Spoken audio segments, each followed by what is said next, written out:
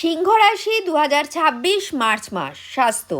স্বাস্থ্যের বিষয়ে এই মাসটি কিছুটা দুর্বল বলা যেতে পারে। কিছুটা মানসিক হতাশা এই সময় থাকবে।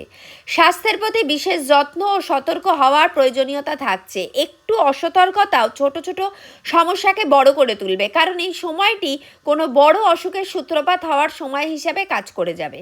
তাই বেশ কিছুটা সতর্কতা ও সাবধানতা অবলম্বন বাঞ্ছনীয়। পর্যাপ্ত আহার বিশ্রামের প্রয়োজনীয়তা থাকছে। যথাসময়ে চিকিৎসকের পরামর্শ নেওয়াও প্রয়োজন। যদি সম্পর্কটি প্রেমের হয় তবে এই মাসটি অনুকূল থাকছে। ছোটোখাটো সমস্যা তৈরি হলেও বা বিরোধ বা মতানৈক্য দেখা দিলেও সেটা সলভও হয়ে যাবে। কখনো কখনো নিজেকেই নিজে সন্দেহ করে বসবেন যে আপনি ঠিক না ভুল। তবে প্রিয় ব্যক্তির সাথে কথা বলে আপনি বেশ কিছুটা স্বস্তি অনুভব করবেন। সম্পর্ক গভীর ও মাধুর্যতাপূর্ণ হবে। সম্পর্কটি যদি হয় বিবাহিত তবে বেশ কিছুটা সাবধানতা আপনাকে অবলম্বন করতে হবে। আপনার এবং জীবনসাথী দুজনেরই স্বাস্থ্য কিছুটা সমস্যা তৈরি করবে। ধৈর্য রাখবেন।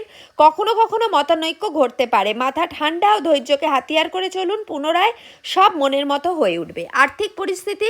আর্থিক দৃষ্টিকোণে এই মাসটি আপনার জন্য শুভ ফলপ্রদ।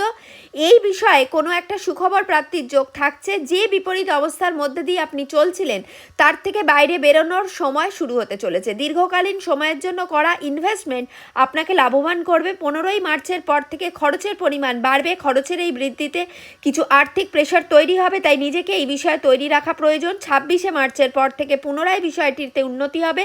আর্থিক বিষয়টিও মজবুত ও দৃঢ় হবে। কার্যক্ষেত্র কেরিয়ার সম্পর্কিত বিষয়ে সময়টি একটু ওঠাপড়ার মধ্যে দিয়ে কাটবে। মাসের প্রথমার্ধের তুলনায় দ্বিতীয়ার্ধ বেশি ভালো হবে।